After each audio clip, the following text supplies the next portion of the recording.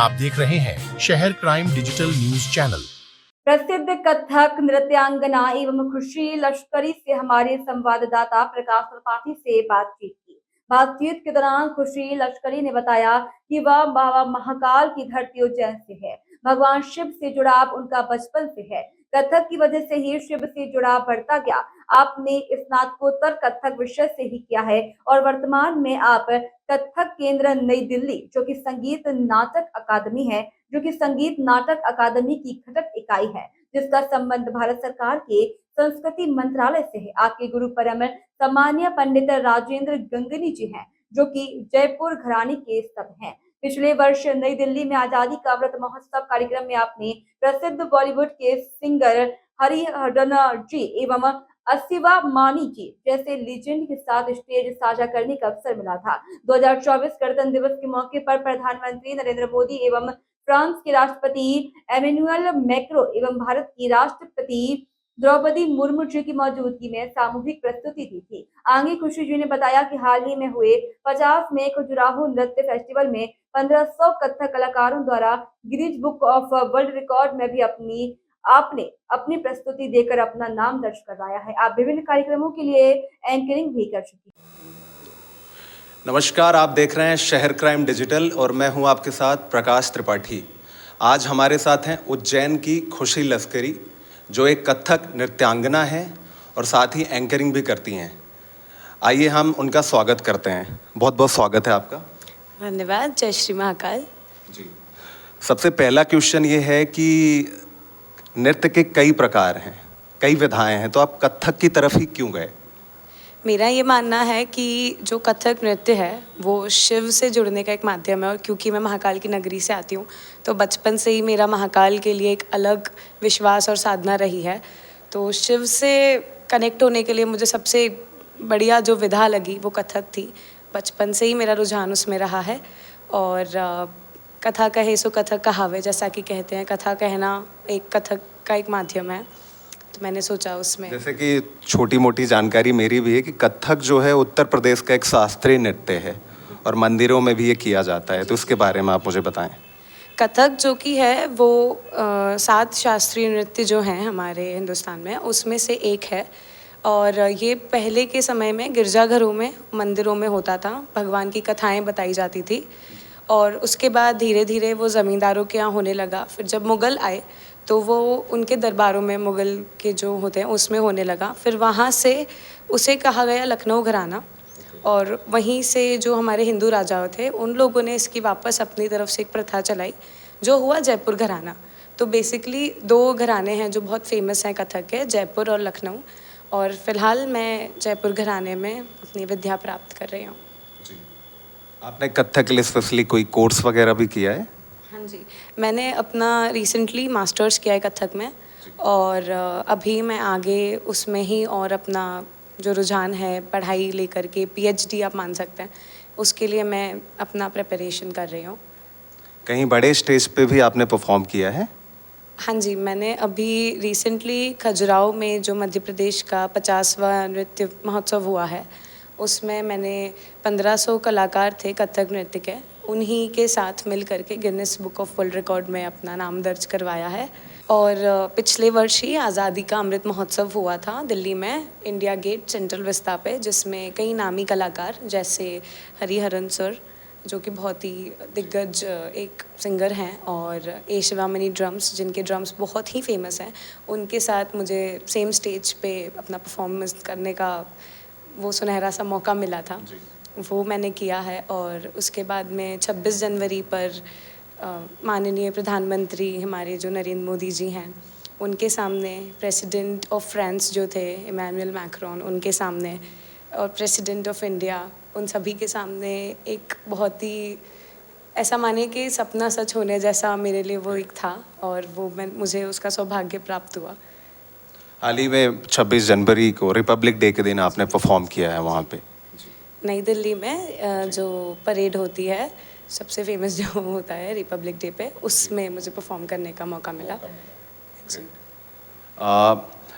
एक और क्वेश्चन है कि इन सारे चैलेंजेस को आपने फेस किया होगा, उज्जैन से आप आते हैं, दिल्ली में रहते हैं, उसके बारे में बताइए।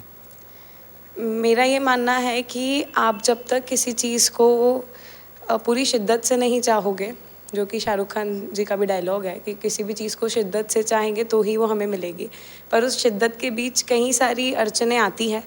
पर मेरा ये मानना है कि जब आपका विश्वास अडिग हो, अटल हो कि नहीं मुझे उस मंजिल तक पहुंचना है, तो शायद और कोई चुनौतियां आपको बड़ी नहीं लगती। आगे की क्या प्लानिंग है भविष्य में आपके, और क्या कॉन्सेप्ट हैं? मेरा ये सोचना है, मानना है, मेरी बहुत इच्छा है कि मैं सिर्फ देश में नहीं परंतु विदेश में भी अपनी जो संस्कृति है, जो भारतीय संस्कृति है, जो कथक के रूप में है, मेरे पास मेरी थोड़ी सी जो विद्या मुझे मेरे गुरु पंडित गुरु राजेंद्र गंगानी जी से प्राप्त हुई है। जो उज्जैन से आते हैं? नहीं, हाँ, कहाँ से? वह दिल्ली से हैं और जयपुर घराने के बहुत ही माननीय और बहुत सम्माननीय हम सभी के गुरु हैं, और उनसे बहुत कुछ सीखा है मैंने, और उन्हीं को देख कर के मेरे अंदर कथक को लेकर एक अलग नज़रिया मिला, एक अलग सम्मान और एक अलग ठीक है। एंकरिंग भी करते हैं आप, उसके बारे में बताएं। एंकरिंग मैं ये बोलूँगी कि मेरे हिसाब से मैं ये सोचती हूँ कि अगर आपको मौका मिलता है अपनी और कलाओं में रुझान दिखाने का और उसके बारे में पता करने का, और आपको मौका मिलता है कि आप उसे दर्शा सकते हैं, आप अपना हाथ उसमें भी आजमा सकते हैं, तो मैंने सोचा कि क्यों ना एंकरिंग भी करी जाए। उसमें से एक एंकरिंग भी है, एंड दैट इज़ वाई। जी, अपने गुरु के बारे में बताएं।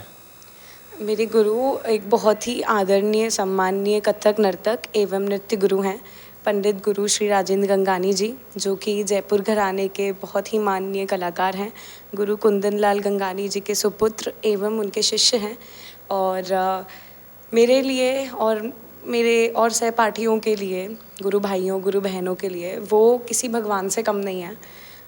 ऐसा मानते हैं कि मैं मेरा पर्सनल एक्सपीरियंस अगर बताऊं तो जब मैंने उन्हें पहली बार लाइव देखा, एक शो में उनका लाइव परफॉर्मेंस था और मैं ऑडियंस के तौर पे उसे देखने गई थी, और मैं बस इतना बताऊंगी कि वो इतना अविस्मरणीय था कि उसके एंड तक मेरी आंखों से आंसू छलक गए थे, और तब मुझे जो एक स्पिरिचुअलिटी से मेरा कनेक्शन हुआ, और वो एक कला साधक के रूप में, जो कि मेरे गुरुजी कहते हैं कि कला को हमेशा साधना चाहिए, उसका साधक बनना चाहिए, तो बस उस दिन के बाद से मैं कला का वो साधक बनने की कोशिश कर रही हूँ जो मुझे मेरे गुरु के करीब ले जाए और मेरी कला के निकट ले जाए।